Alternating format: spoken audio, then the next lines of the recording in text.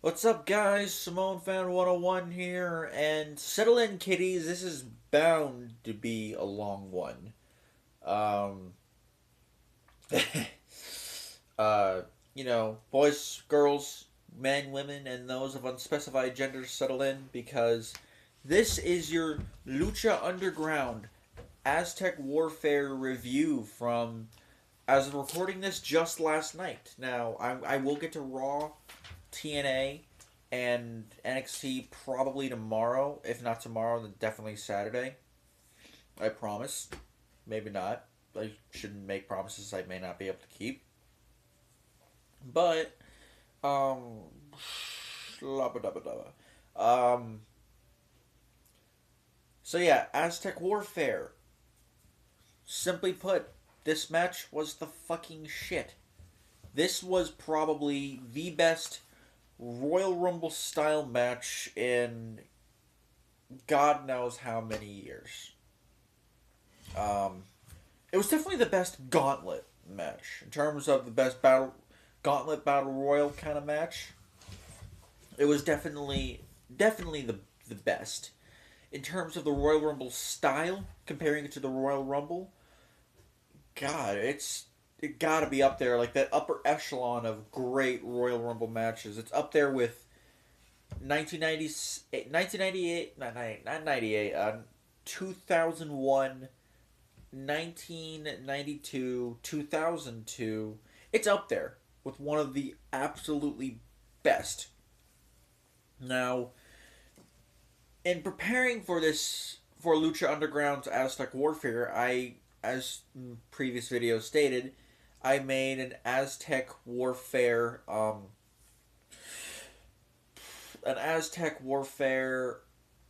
contest, much like the Royal Rumble contest. Sorry, guys, my mind is just almost like at a blank.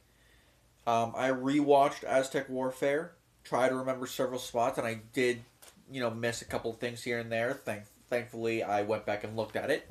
Um, what I have here is a list of all the participants as in the contest, as well as the actual match.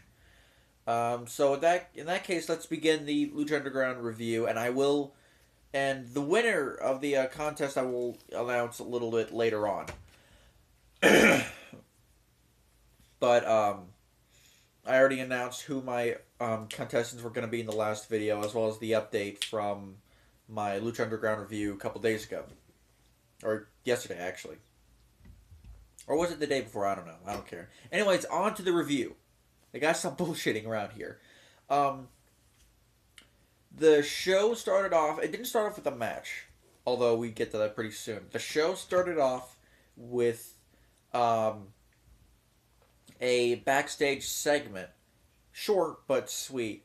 Phoenix was walking into the locker room, I believe, or somewhere in the back, with the Lucha Underground title. All of a sudden, out comes Pentagon Jr. So, yeah, brother confronting brother, although they're not acknowledging that they're brothers on here. Um, Pentagon is is basically saying I will win the Lucha Underground title and all that shit. Katrina. Oh god damn it. Sorry guys. Uh I hate it when that shit happens. I hate it when that shit happens. So anyways, ooh, that's actually a better spot for the camera. Anyways, on on to the review. Katrina shows up right the hell out of nowhere, like out of a ghost movie, almost like a scary shit flick, um, and basically said that Pentagon Junior did not receive an invitation to be in Aztec Warfare. Basically, what she's saying is that he's not in the Aztec Warfare match, which kind of made me a little bit sad. But she told me. I wish she told me something. She's hot, but she said that Pentagon Jr. lost that opportunity when he put his hands on her. Now, in case you guys missed it, a few weeks ago, in order to get a shot at Mil Muertes, as well as Prince Puma shot at Mil Muertes, Pentagon Jr. in one of those awesome backstage segments fought Katrina and put his hands on her. eventually had her in the arm breaker submission. That move where he breaks arms. He had her in that submission. Then like a ghost, she disappears. But she said that he would regret it, and yeah, he did because he's not in the match. Don't worry, with that was not the last we saw of Pentagon Jr. Now, I know I may be rambling on here, but just bear with me, guys. On to the match. We started off with number one, number two. Number one, Phoenix came out as previously announced last week. Lucha Underground champion, defending the title in the number one spot. Um, and I think he wore like a slightly different little bit of wrestling attire, which made it look very cool due to the importance of this match. Number two, and this was a shock to everyone that he was number two. From San Diego, California, Rey Mysterio. But no, Melissa Santos says Rey Mysterio Junior, some shit like that. I mean, yeah, technically he's called Rey Mysterio Junior, but what the hell? I mean, we're gonna call him Rey Mysterio no matter what because he's just that fucking big. No, in terms of famous, he's actually the biggest little man there is. So, Michael had Phoenix, and Voice of Pro Wrestling, you had Rey Mysterio. So and of course there was the show respect from Phoenix to Mysterio. Now the match started off with Phoenix and Mysterio. They did a couple arm drags. They showed off their athleticism, more so Phoenix because Rey is actually 40. Phoenix has got to be in like his 20s, and it was just some back and forth action. Number three, out comes King Cuerno, who was number three, and was on in my contest was 7699619, and there was some good action there. Cuerno hit the arrow from the depths of hell on Phoenix outside the ring. He did like one of those like power the power reverse powerbomb move on Mysterio. Number four, Arhennis came out. Now, for those of you who either don't know, Arhennis has actually recently been playing Barrio Negro, one of the members of the Disciples of Death. Arhennis has had a few matches in the the first season of Lucha Underground. So, in terms of the Arhennis character, this has been a while since we've seen Arhennis. And nobody got number four in my contest, so Arhennis, and fittingly so, because Arhennis was the only person eliminated before somebody else came out, so he was eliminated rather quickly, but of course not before he got in a few moves. Rey Mysterio hit the 619, he hit the frog splash, 1, 2, 3, Arhennis is eliminated. Fans, by the way, were going ape shit. They even sent Eddie chants. God TNA would wish they would do that with Chavo. Apparently not. Number 5, out came Johnny Mundo. Johnny Mundo, very very good here. This was his second Aztec Warfare match. He was the second place winner of last year's Aztec Warfare, and he came in and of course did some moves. He had white attire this time, like white ring gear, which I guess again made it feel more important. It actually made him look like, if you remember what Seth Rollins looked like at SummerSlam and Night of Champions last year, he almost looked like Seth Rollins, except with that parkour stuff. Very good showing here from Johnny Mundo. I can't remember any exact moves that he did, but it was just a very good showing. In that little span time. Number 6, and by the way, Sherm, in my contest, Sherm had Johnny Mundo. Number 6, Alex Maniac Sims, you had Joey Ryan. Now, Joey Ryan, let's face it, he didn't do anything in this match, but he had a good plan. What did he do? Like the jackass that Joey Ryan is, because Joey Ryan can be a huge jackass when he needs to be. He went down. Of course, he went down the stairs. He went to one of the barricades, and he takes a pair of handcuffs. He handcuffs his arm into the barricade, so that way he cannot get pinned. This guy plays the role of douchebag so well. I mean, everyone wanted to kick his ass. Hell, even King Cuerno got a good super kick in there on the guy. Oh yeah, I almost forgot to mention. During the whole match, the whole time, Famous B, who we've been seeing vignettes in the past few weeks, like car vignettes, like you want to get famous, just call like 450 get famous or get fame. Yeah, he has to say it like that. Get fame. I love Famous B's gimmick right now. But he was with a woman, I forget her name. But he was there. And it's funny, after Joey Ryan got super kicked, he offered Joey Ryan a business card. I thought that was actually very funny. Number 7. Nobody got number 7, which kind of sucks because who else to come out than last year's Lucha Underground winner and also came out in number 7 last year, Prince Puma.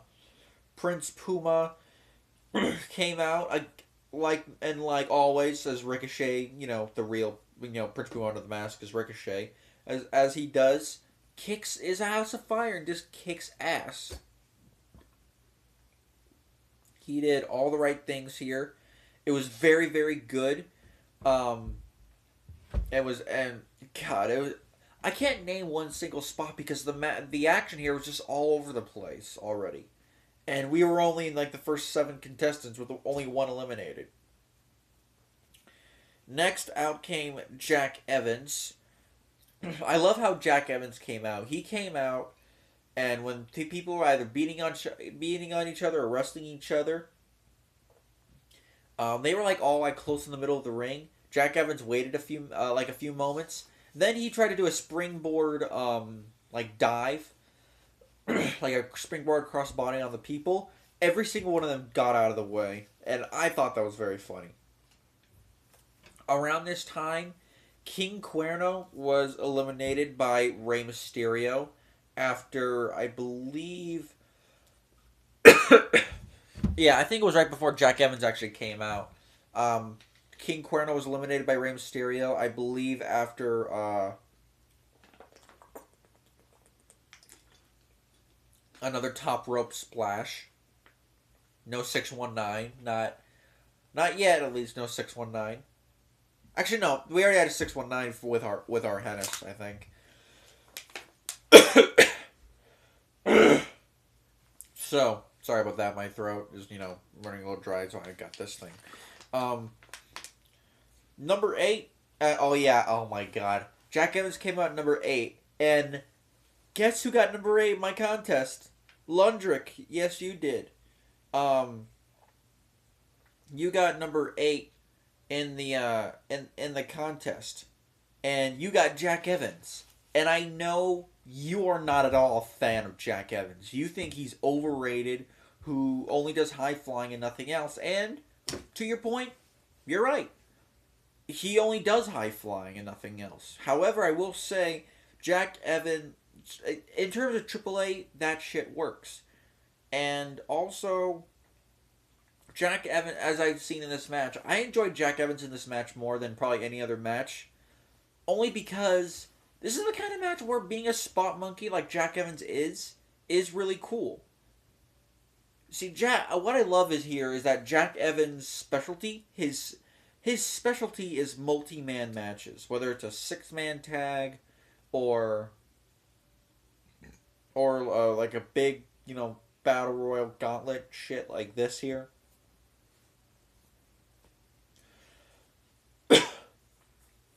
So yeah, there is that. Jack Evans really, of course, was very talented here.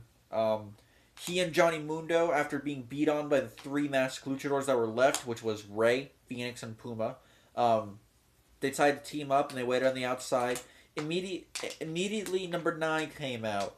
Nature Boy 818, you got the only chick in this match, the only female, and that would be Taya.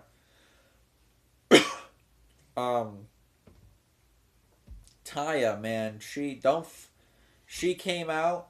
Taya is a hot piece of ass. I would love to tap that the first chance I get. But yeah, for I guess you could say Team Mundo, Taya evened up the odds. Those three went in and went after the luchadors. They fought a little bit. They even threw out a couple of luchadors and isolated Rey.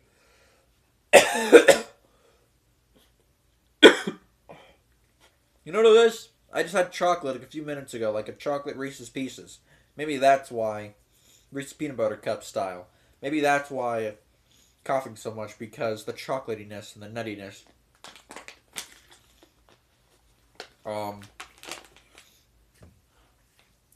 So anyways, yeah, they isolated Rey Mysterio, and it was very fun. At this point, who else comes out but number 10, Alf AAQ, or that's what I call for short, Alejandro Alfaro Q. You got Cage, man, and God, the people went alive when Cage came out. Even Vampiro and Matt Striker lost their shit. I think Vampiro really lost his shit. Well, he lost his shit throughout the whole match. And Cage came in and just he wrecked ass. He destroyed Mundo by clotheslining him and turning him inside out. Clothesline Taya. Jack Evans tried a drop kick, and all it did was made Cage smile and clothesline his ass to hell. Turning him inside out. Again, good action here. From Cage. He also performed very well. I was actually surprised we only had 2. We were already at number 10. We only had 2 eliminations. I was actually very surprised at that. Next out comes Mascarita Sagrada. Okay. I'm just spitballing here. I'm just thinking. Arhannis, Mascarita Sagrada, those spots could have been given to someone else. And hell, so even though they won the tag team titles last week, I just would have given those spots to Son of Havoc and Angelico. Or maybe since, because remember, Arhannis was already in this match. So maybe you can give Mascarita Sagrada one of the other members or some shit. Look, I got nothing against Sagrada. For a midget wrestler, he does very well. But I think it could have been used for someone, like, say, taller, more talented. Maybe it's just me. I think that's just the critic side of me talking, because as watching this match, I didn't give a shit that Sagrada was a midget. Which is kind of funny, really. Masquerade Sagrada, did a Hurricane Rana on Phoenix. He tried to do a what's it called? A suicide dive through the ropes on Mundo. Before Sagrada came out, thanks to with help of Taya, and she got not power slammed, but like dropped on the floor. At one point, Mundo threw Cage into the window, a la Alberto El Patron from last season Lucha Underground. Sagrada came out, did a couple of fancy moves. Mundo kicked him right in the face on the floor, but then Cage came out, and he was bleeding, but not like El Patron. He didn't sell like Patron did, where he was out for weeks at a time. Cage came out like not a bat out of hell, but he looked fucking pissed. He's like Kane. He was like Kane for a minute here. He was a pissed off, steroid looking, muscular freak. And as soon as Johnny Mundo turns around, discus clothesline and then Weapon X on the floor, which has got to be one of the most, complicated finishers I've ever seen. And he threw him into the ring. Prince Puma did a running shooting star press on, and a very high one at that. A running shooting star press on Mundo. 1, 2, 3. Mundo is the third person eliminated. Keep that in mind. 11 people already in. He's only the third, so that's a lot of talent guys still in there. Out next came Marty the Moth Martinez. Martinez this was actually a good showing, and he looked more psychotic here. Marty the Moth did a few moves on Jack Evans and on some of the other guys. It was actually very good. After even like a even like it was like a German suplex counter. He countered into a German suplex on Jack Evans, which I thought was very nice. And that actually led up to who was next, which was Drago. Drago was next. Oh yeah, forgot the names. Marcus Snowden, you were number 11. You got Masquerita Sagrada. 12, nobody got Marty the Moth. And 13, Lors Volante, you got Drago. Drago came out, went right after Jack Evans, and just proceeded to beat the shit out of him, even though Evans did try to attack back. He, at one point later in the match, suplexed him on the wooden benches, where the fans stood. And even did like a slingshot or something like that to Evans over the barricade onto the floor, which I think Evans actually landed on his feet, sort of, and rolled into it, which is very cool looking. It was a cool looking visual. By this time, or maybe, yeah, by the end of Drago getting into the match, Rey Mysterio, I believe, hit a move. I think he hit the 5-star flash, the top rope splash. I was thinking 5-star frog splash like RVD, so idiot me. But he hit a move on Marty. I forget what it was, but I do know that while he was pinning Marty the Moth, Sagrada actually ran in and finished the pin off with Rey. So in essence, yes, Masquerita Sagrada, in a sense, pinned Marty the Moth Martinez. But then, hopefully, maybe it'll lead to a feud between Midget and Crazy Asshole. Or Crazy Psycho, whatever. Prince of Strong Style V2, you got the Mac. That was the shit. The Mac, as he came in, he stunnered Marty the Moth to hell. Like a Stone Cold Stunner. And I gotta admit, Marty the Moth Martinez sold it so well. He almost like how The Rock used to sell Stone Cold Steve Austin stunners. Sorry. Like how he used to oversell like that. Marty the Moth sold it like death. He bounced backwards and just fell flat on his face. God damn it.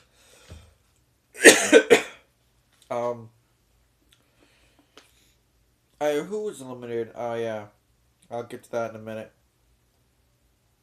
Not Chavo Guerrero, but the Mac. He does moves. He does moves that a guy his size should not be able to do. I think it's awesome. The Mac is just fucking awesome. Afterwards, out came Bradley Brown. This was your wrestler. Out came Chavo Guerrero. Chavo Guerrero quickly disposed of Masquerita Sagrada by giving him the camel clutch. After Chavo came out, at one point, I think it was after... No, it wasn't after. But at one point, Rey Mysterio tripped Cage up on the ropes, went for the 619. Taya pulled down the ropes, and comes back Johnny Mundo. Johnny Mundo had a cinder block in his hand. Remember, Cage is still on the middle rope, waiting for the 619. But Rey missed, thanks to Taya. So, Mundo came out with a cinder block, hit Cage right in the face with the cinder block, and Taya pinned him. So there goes Cage, pinned by a woman. Didn't last long, though. Phoenix quickly pinned Taya, with a German suplex. And gotta admit, you know, Taya only got a couple of real moves. You know, people only got a couple of real moves on Taya, you know, because she's a woman. The backdrop on, not the backdrop, but like the scooping slam on the floor earlier by Cage. You know, she didn't get pinned for that because she was outside and helping out Mundo. But a German suplex, well, yeah, I can see that. And if she was beyond earlier in the match, you know, I could see the things. Um, Weapon Alex, you got PJ Black. PJ Black got PJ Black got a I think he got a lukewarm reaction or whatever. It doesn't matter about the reaction, but his moves, he did very good. He went, I think he helped he helped Jack Evans go after Drago. And it was very good. And then next was my pick. I got number 17 in the contest. And next out came Aerostar, the returning Aerostar, which I thought was really cool looking. And he came in, and again, it was like a house of fire. He was just hitting moves left and right, specifically on Jack Evans and on PJ Black. Now, the next people that were... And next out came... I think it was before or after, but I'll just say it here. At one point... So here's the thing. Both Jack Evans and Drago were eliminated by Aerostar and PJ Black, respectively, at the same time. Now, what happened is Drago was going for one of those like tilt-a-whirl DDTs, but he got caught and got a suplex hit on him by PJ Black, or maybe it was a brainbuster. I don't know. But at the exact same time, Jack Evans and on the other side of the ring, Jack Evans and Aerostar were on the top rope. Aerostar hit a Canadian Destroyer on Jack Evans, which fucking killed Jack Evans. It not like killed him, like he's actually dead now, but I mean like it killed Jack Evans, and both of them got pinned at the same time. So by the referee, because the referee wasn't like 1, 2, 3 and then 1, 2, 3. No, he's like 1, 2, 3 with both of his hands, and both of them were eliminated. And then I think they went after each other. After that, Dragon Azteca, it was either before or after that, but Dragon Azteca at one point came out, making his Lucha Underground debut along with Rey Mysterio. He looked very... This is my first, exposure to him, and he looked very impressive. He was almost like Prince Puma. He moved around so fluidly. The way he sold and everything. He just moved around so well. I loved it. It was just very awesome. And I can't wait to see... Hopefully I can't wait to see more Dragon Azteca and Rey Mysterio in Lucha Underground. Next out came Tejano. And Tejano was like a house of fire. He brought the bullwhip with him, and at one point even flew over the ropes with the help of the ring rope. He flew over the ropes and crashed on everybody.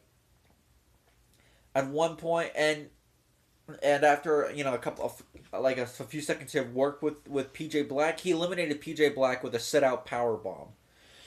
After Tejano. Out came number 20, Mil Muertes. Now, by this time, we had figured out that Pentagon Jr. already, of course, was not competing in the match. But, like I said earlier, that was not the last we saw of Pentagon Jr. Pentagon actually came out and hit Mil Muertes with a chair. Like, he hit him with a chair, he knocked him down the stairs, consistently hit him with a chair, beat the shit out of Mil Muertes, threw Muertes in the ring. Rey Mysterio did the top rope splash, and did a double pin on him along with Prince Puma. So again like last year's Aztec Warfare match with Puma and Mundo, which was very, very cool.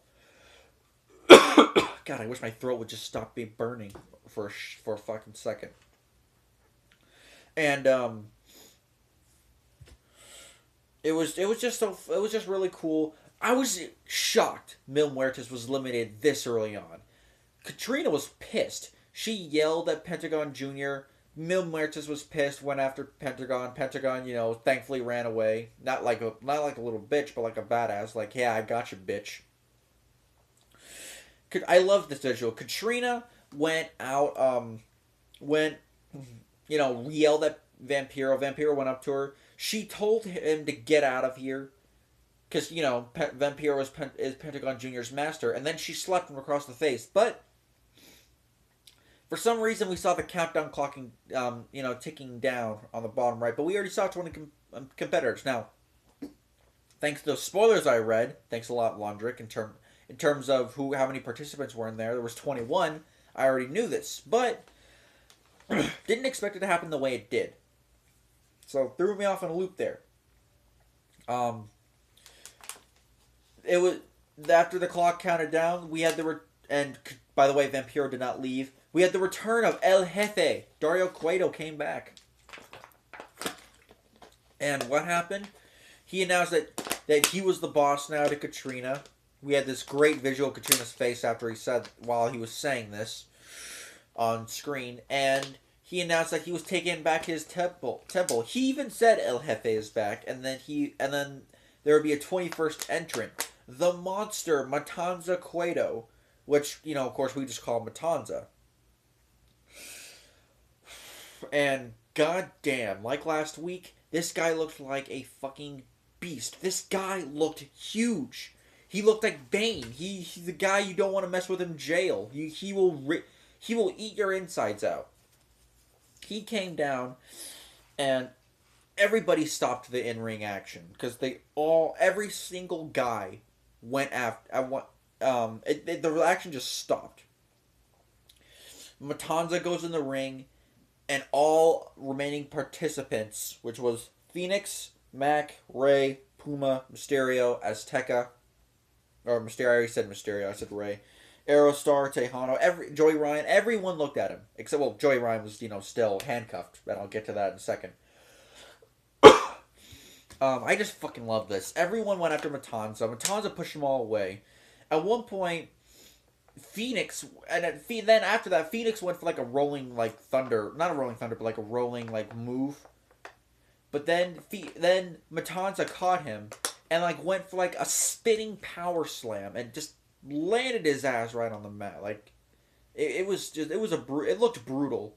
It was just normal power slam, but with Matanza, it makes it look like his finisher, and it just looked devastating, which it was devastating because he pinned Phoenix, so we were guaranteed a new Lucha Underground champion. And I said last week I would not have been a fan of Phoenix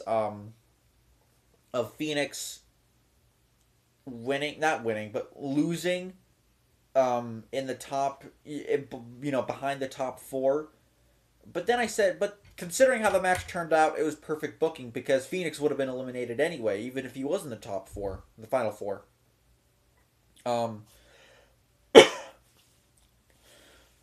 So there went Phoenix. Next came the Mac. The Mac went for a stunner. Matanza really no-sold it.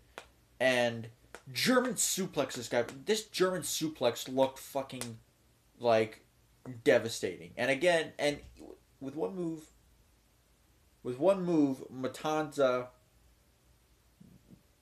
pinned somebody.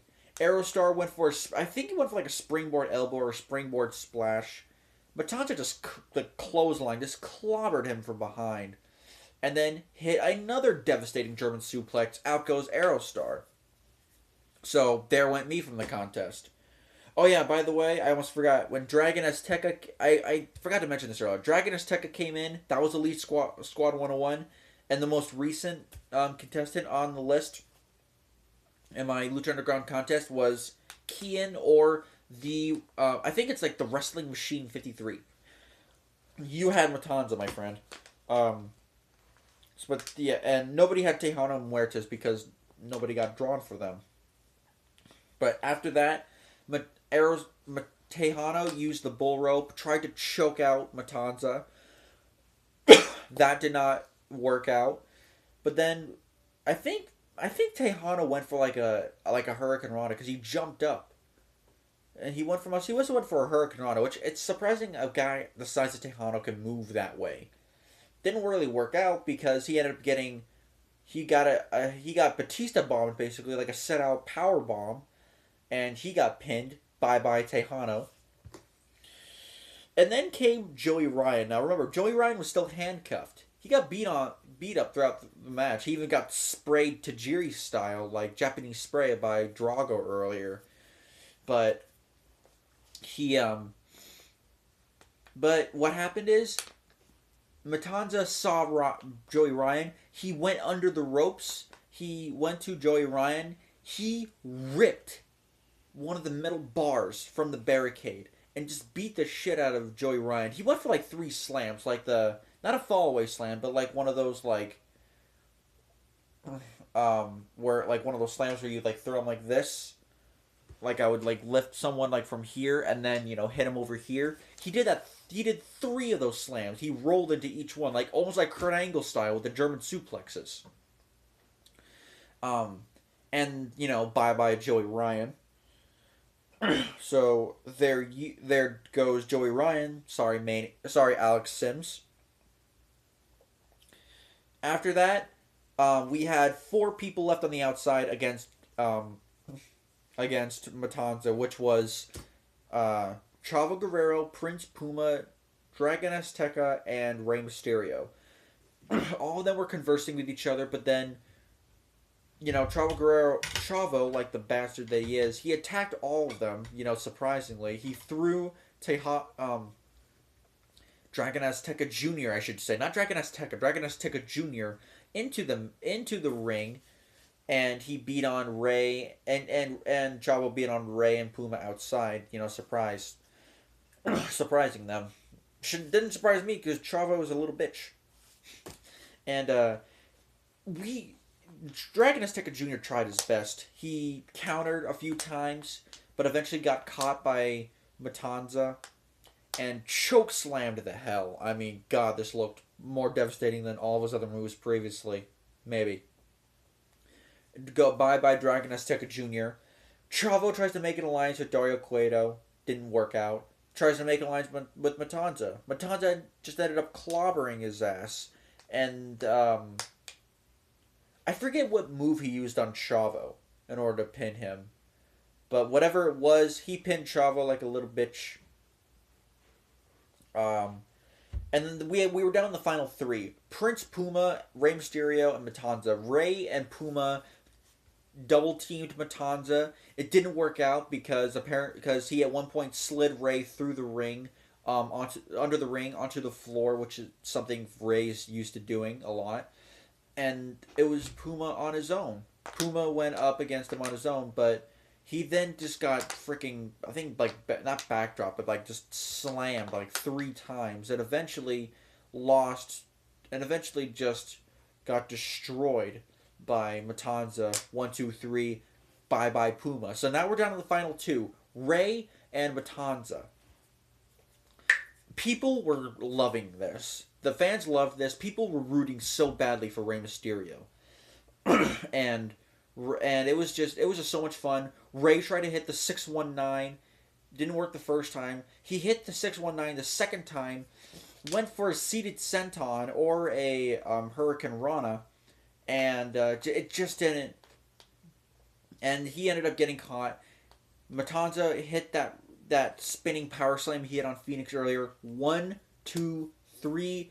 New Lucha Underground champion, the monster Matanza Cueto, with Dario Cueto raising his brother's hand up high. That's how we end Lucha Underground. I fucking loved this match. This is not the best match of the year, but it's certainly one of my favorite matches of the year. It was better than the Royal Rumble, which is a kind of a feat considering how I loved the Royal Rumble this year compared to the last 2 years. Everyone felt important here. except for Arhennis, sadly. But you could say Arhennis was like a last minute replacement for Pentagon Jr., who he's one of the most important characters on Lucha Underground right now. Everyone had a story going into this. A brief story between Mundo and Puma because there was the backstage segment the previous week, and the fact that Puma once again pinned Mundo in Aztec Warfare. We had Rey Mysterio and Dragon Azteca Jr. making their Lucha Underground debuts in Aztec Warfare. We had Phoenix coming in at number 1 and Mil Muertes coming in at number 20. Of course, not knowing that Matanza would be coming in later. We had the story with Matanza and what role he might play in Aztec Warfare. And he ended up winning the goddamn thing. We had the continuing storyline between Mundo and Cage, the continuing storyline between Aerostar and Drago against Jack Evans and PJ Black, who are both heels. Um, Everyone, and even Masquerita Sagrada felt important. Everyone here felt important. Everyone here felt like they belonged. And a lot of them at least got a few minutes of work, with the exception of Arhennis. But then again, Arhennis was, you could say, was the replacement for Pentagon. And another story went into this. Pentagon got screwed by Katrina. In return, he screws Mil Muertes out of the title picture, and we're setting up a feud between Muertes and Pentagon Jr. And about the number 21 thing. Now, if this was WWE, one thing that would have pissed me off is, like say if Roman Reigns won the match, somebody else was at number 30, Roman Reigns won the match, and all of a sudden Vince McMahon trots out there and says, number 31 of the Royal Rumble, Triple H! And then Triple H comes out, beats, Roman Reigns, Triple H, your new champion. What I loved about this was that they didn't do that with Matanza. There's two things I loved about this. At the very, and they happened within a minute of each other. One, having Mil Muertes eliminated as early as he did, but considering the fact that it was Pentagon Jr. who constantly hit him with the steel chair. In many other cases, it would have pissed me off. But in this case, it makes sense because you're setting up an actual story. You're not fucking the guy over for no reason, like what WWE has done with so many guys in the Rumble. And the other thing I loved was that they didn't save Matanza until all but one person was eliminated. They kept the clock counting down like it was just another entrant in the Royal Rumble, and I loved that. I absolutely adored that. I thought that was great, because it gave the other guys that were in the match a fighting chance, as little of a chance that they ended up having. It was very good, and Matanza played by Jeff Cobb. He looked fantastic here. He only did a move here and there, but for the purpose that he was in the match for, he looked fantastic. Thank God he looked a lot better than what someone's actually suggested in the past, which was Great Khali. No. No Great Khali, thank you. I prefer someone who can actually move in the ring. I loved every second of this. I love every second of this match. This so far is Lucha Underground match of the year, by far. So far, in Lucha Underground match of the year, and it deserves it because every single wrestler got in a move. Nobody felt like garbage. Even Arhennis, who got eliminated earlier, he didn't feel like garbage. He got in a few moves on Rey, on Puma. Not on Puma, on Rey, on Phoenix, on Cuerno. He got in some moves, so everyone felt at least just a little bit important. Everyone felt like they actually did some damage. That's the genius booking of Lucha Underground. Everyone feels like they belong. The action was absolutely spectacular. Some of the spots here were freaking amazing, especially that springboard shooting star press from Prince Puma when he originally entered. It was all great.